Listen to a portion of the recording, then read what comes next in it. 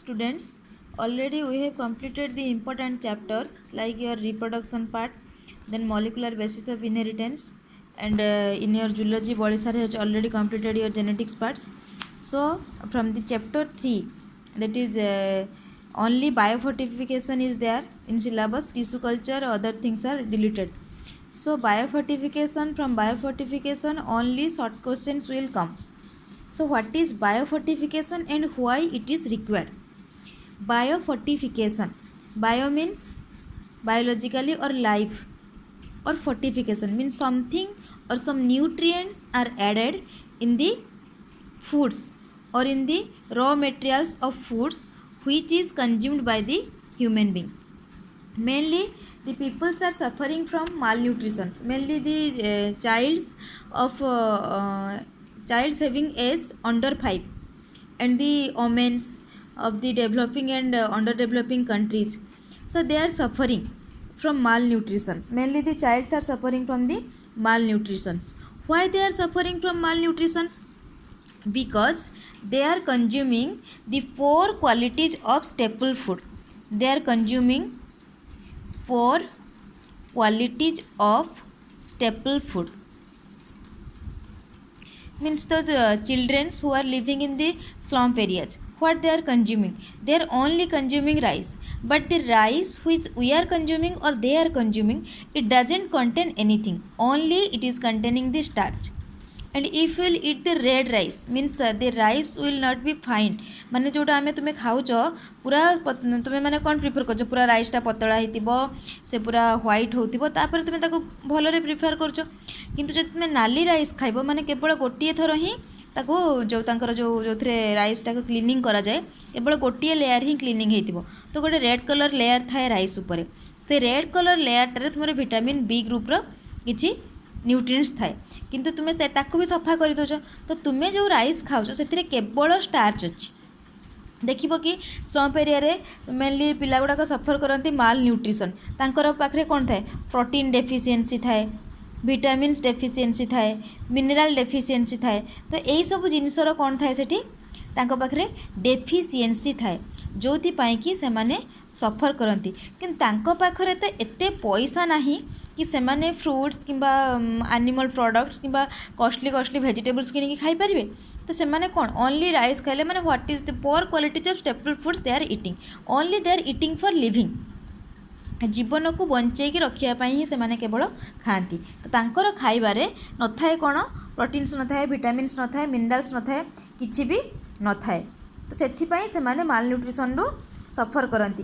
जमती कि तुम कौन से अंधारकणा रोग जोटा तुम कौच, विटामिन ए डेफिशिएंसी है, नाइट ब्लाइंडनेस, सेटा कौन हुए, विटामिन ए डेफिशिएंसी हुए. एटा कौ केस देखा जाए, सेटा भी से पोर चिल्ड्रेन मान केस ही देखा जाए. कहीं विटामिन ए रिच फूड ही पाती खाया को.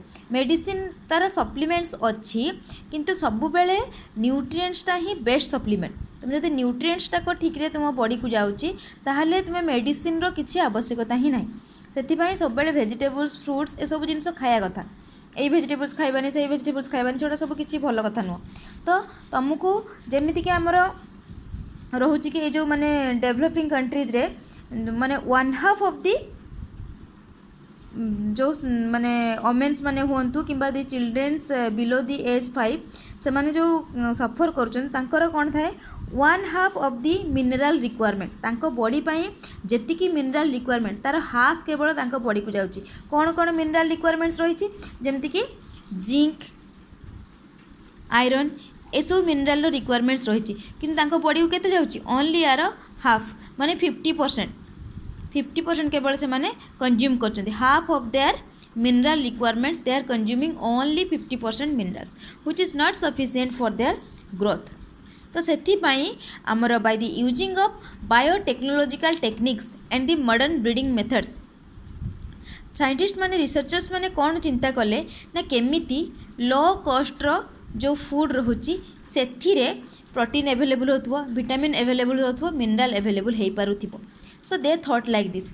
ता ऊपर चिंता करिकी से माने किछिटा फूड डेभलप कले जो थिरे कि यही सब जिनसर जो जो जिनसर कमी आमर मेनली चिल्ड्रेन्स माने किंबा पीपल्स माने सफर करुँच मेनली पुअर पीपल्स माने कहीं रिच पीपल पाखे बहुत मनी अच्छी से मेडिसिन भी किनी पारे से न्यूट्रिएंट्स भी फूड्स वेजिटेबल्स किणी खाईपर किसी असुविधा ना किंतु पुअर पीपल माने they are only depending on the staple food तो स्टेपल फूड रे ही से माने चाहिए जे ए प्रोटीन विटामिन्स मिनरल ये सब जिनस गुड़ाक ही अधिक एमाउंट रे रही पारिबो तो सही हिसाब रे से माने कौन कले ना गोटे आसला आयरन बायोफोर्टिफिकेशन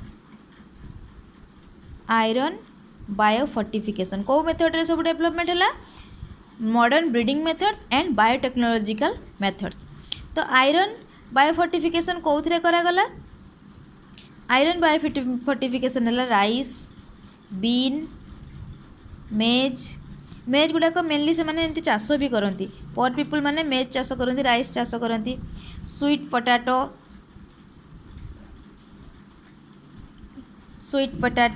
आउ कौन रहा आमर लेग्यूम्स ये सब जिनस रहा आयरन बायोफोर्टिफिकेशन ता माने कौन यही सब फूड रे आयरन रो कंटेंट टाको इनक्रीज करागला कहार कंटेंट इनक्रीज करागला आयरन रो कंटेंट आयरन बायोफोर्टिफिकेशन सेमती आउ कौन आसला जिंक बायोफोर्टिफिकेशन कौन करागला व्हीट राइस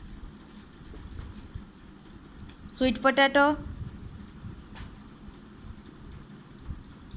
कॉर्न यही सब करागला जिंक बायोफोर्टिफिकेशन माने यही सब फूड रे जिंक रो कंटेंट टाको इनक्रीज करागला आउ सेमती कौन बायोफोर्टिफिकेशन रहिला प्रोविटामिन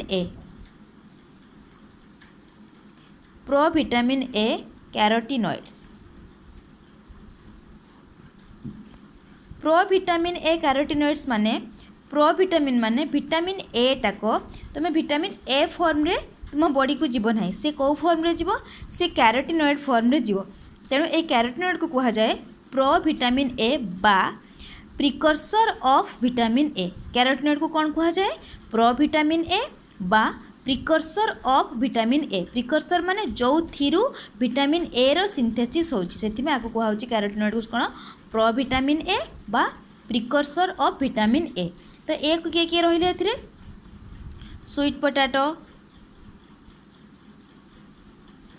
मेज कासाभा माने ये कौन हो कि तुम्हें जो फूडटा नब स्वीट पोटैटो कंज्यूम कल कि मेज कि कासाभा तुम्हें जो कंज्यूम कल से कौन हम तुम्हें क्या कंज्यूम कर तुम्हें कैरोटीनॉइड को कंज्यूम कर कैरोटीनॉइड कंटेंटा ये अधिक थी से कैरोटीनॉइडटा तुम्हें जो च्यू करके एंगल्फ कर तुम गट्रे जाकि से कन्वर्ट हम कौन विटामिन ए रे कन्वर्ट हम कैरोटीनॉइड रू कौन कन्वर्ट हम विटामिन ए है आउ कौन रहा तुम amino acids and proteins biofortification amino acids and proteins biofortification ये कौन है सरगम रे है आमर कॉर्न रे है कैनोला रे है पोटैटो रे है आउ है कासाभा रे तुमको मन रखा अच्छी कौ वेजिटेबल्स रे बा कौ सीरियल्स रे कौन बायोफोर्टिफिकेशन होटा ही तुम आसो क्वेश्चन रे आउ कौन आसला vitamin E biofortification vitamin E biofortification कौन है आमर कॉर्न कैंडा आउ सरगम एथरे विटामिन ई कॉर्न कैंडा आउ सरगम है इसरे है कौन विटामिन ई रो बायोफोर्टिफिकेशन तुमको मन रखा अच्छी कौ वेजिटेबल्स रे कौ सीरियल रे कौ मिनरल्स रो कि कौ विटामिन्स रो बायोफोर्टिफिकेशन कराई है एति ही तुमको मन रखा अच्छे केवल शॉर्ट क्वेश्चन ही आसो कौ बायोफोर्टिफिकेशन है।